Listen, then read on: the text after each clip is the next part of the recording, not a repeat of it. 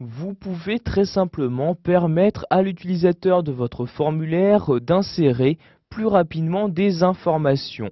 Pour cela, vous allez devoir utiliser des listes déroulantes. C'est donc ce que nous allons apprendre tout au long de cette vidéo formation. Donc pour insérer une liste déroulante, vous vous rendez en haut et cliquez sur l'onglet Création.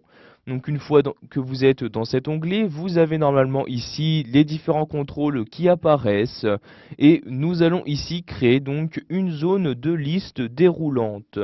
Je clique donc sur le contrôle correspondant et je vais donc maintenant pouvoir l'insérer dans mon formulaire. Donc par exemple, je vais ici l'insérer en dessous de ces différentes informations. Je clique donc à cet endroit-là pour insérer donc cette liste déroulante.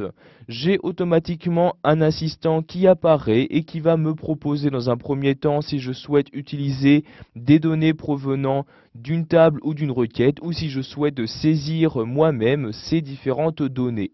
Donc ici je vais les saisir moi-même, je coche donc la deuxième case, puis je clique sur suivant. Je vais donc maintenant pouvoir saisir ces différentes données. Tout d'abord, vous choisissez le nombre de colonnes à utiliser. Donc ici, je n'en utilise qu'une seule. Je vérifie bien qu'il y a le 1 ici. Et maintenant, pour saisir mes données, je clique dans la première cellule et je saisis par exemple ici la donnée. Donc, par exemple ici, je souhaite créer une liste déroulante qui va permettre à l'utilisateur de choisir un âge pour une personne. Donc je vais par exemple ici commencer à 19, j'appuie sur la flèche du bas pour passer à la cellule en dessous, donc ici je mets 20, j'appuie sur la flèche du bas, je mets maintenant 21, etc. Donc vous pouvez de cette manière insérer autant de données que vous le souhaitez. Donc par exemple ici je m'arrête à 25, je clique donc maintenant sur suivant comme ceci, et avant de créer votre liste déroulante, vous allez lui attribuer un nom. Donc ici vous sélectionnez donc le nom actuel, et par exemple ici je vais la nommer âge comme ceci. Donc j'écris ici âge de cette manière, je clique maintenant sur terminer et automatiquement cette liste déroulante va s'insérer. Donc vous avez ici, si je clique en dehors, la liste déroulante qui apparaît. Je vais donc maintenant pouvoir la tester. Pour cela, je vais changer de mode d'affichage. Je fais donc ici un clic droit sur l'onglet et je clique sur mode formulaire.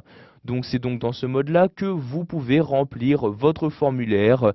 Donc ici pour tester ma liste déroulante, je clique sur la flèche et comme vous pouvez le voir, il y a bien donc les différentes données que vous avez insérées qui y apparaissent.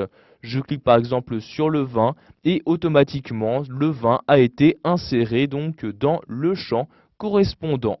Pour maintenant accéder aux propriétés disponibles pour des listes déroulantes, vous refaites un clic droit sur l'onglet, puis vous cliquez sur mode page.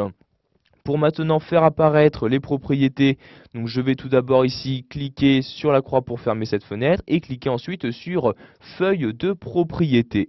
Donc vérifiez bien ici que votre liste déroulante est donc sélectionnée et vous avez donc dans la feuille des propriétés les différents paramètres qu'il est possible de modifier afin de personnaliser votre liste déroulante. Vous pouvez par exemple de cette manière choisir le format des données à utiliser.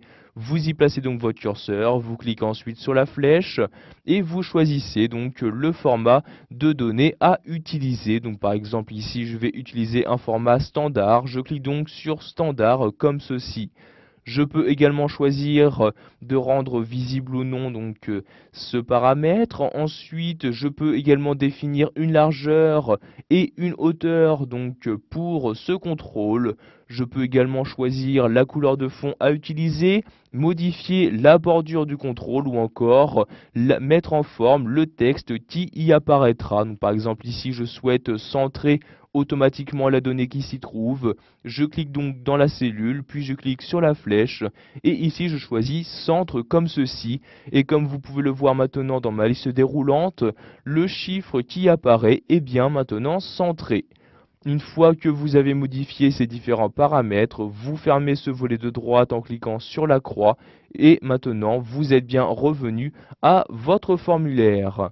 Voilà, vous savez maintenant comment insérer des zones de liste dans un formulaire avec Access 2010.